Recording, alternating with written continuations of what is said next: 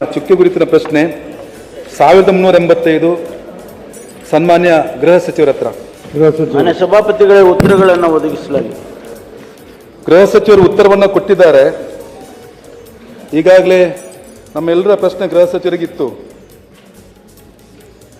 ಗೃಹ ಸಚಿವರು ಕಠಿಣ ಕ್ರಮ ಅಂತ ಅಂತಾರೆ, ಆದರೆ ನಿರಂತರವಾಗಿ ನಾನು ಕೇಳಿದಂಥ ಪ್ರಶ್ನೆ, ಕಳೆದ 2 ವರ್ಷದಲ್ಲಿ ರಾಜ್ಯದ ಕಾರಾಗೃಹದಲ್ಲಿ ಕೈದಿಗಳಿಗೆ ವಿಶೇಷ ಸೌಲಭ್ಯ ಕೊಟ್ಟದ್ದಕ್ಕೆ ನಾನು ಪ್ರಶ್ನೆ ಕೇಳಿದವರ ಹತ್ರ.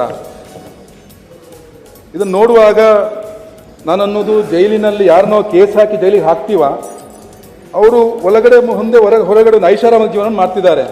ಜೈಲಿನಲ್ಲಿದ್ದರೂ ಐಟಮ್ ಸಾಂಗ್ ವೀಕ್ಷಣೆ ಭಾಗ್ಯ ವಿಜಯ ಕರ್ನಾಟಕದಲ್ಲಿ ಬಂದಿತ್ತು. ಯಾರು ಆ ಐಟಮ್ ಸಾಂಗ್ ನೋಡಿದಂದರೆ ಉಗ್ರ ಜುಹಾದ್ ಹಮೀದ್, ಶಕೀಲ್ ಮುನ್ನಾ, ಅಂದರೆ ಒಬ್ಬ ಉಗ್ರಗಾಮಿಯನ್ನು ಜೈಲಿನಲ್ಲಿ ವಿಡಿಯೋ ಮೂಲಕ ಮಾತಾಡುವಂಥದ್ದು, ಅದರ ಜೊತೆಗೆ ಮೋಜು ಮಸ್ತು ಮಾಡುವಂಥದ್ದು. ನಾನು ಅನ್ನೋದು, ಜೈಲಿನ ಒಳಗಡೆಯಿಂದಲೇ ಇವರು ವಾಪಸ್ ಭಯೋತ್ಪಾದನಾ ಚಟುವಟಿಕೆ ಕುಮ್ಮಕ್ಕೆ ಸಿಗ್ತಾ ಉಂಟು. ಇದಕ್ಕೆ ಗೃಹ ಸಚಿವರು ಉತ್ತರ ಕೊಡಬೇಕು.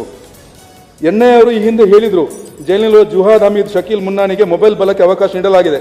ಈ ಹಿಂದೆ ಉಗ್ರ ನಜೀರ್ಗೂ ಮೊಬೈಲ್ ಬಳಕೆ ಅವಕಾಶ ಕೊಟ್ಟಿತ್ತು. ಜೈಲಿನಲ್ಲಿಯೇ ಭಯೋತ್ಪಾದಕ ಚಟುವಟಿಕೆ ನಡೆಸಿ, ಅದಕ್ಕೋಸ್ಕರ ಇದು ಗೃಹ ಸಚಿವರೇ ನಿಮ್ಮ ದೊಡ್ಡ ಫೇಲ್ಯೂರ್ ಅಂತ ನನ್ನ ಮನಸ್ಸಿಗೆ ಬರುವಂಥದ್ದು.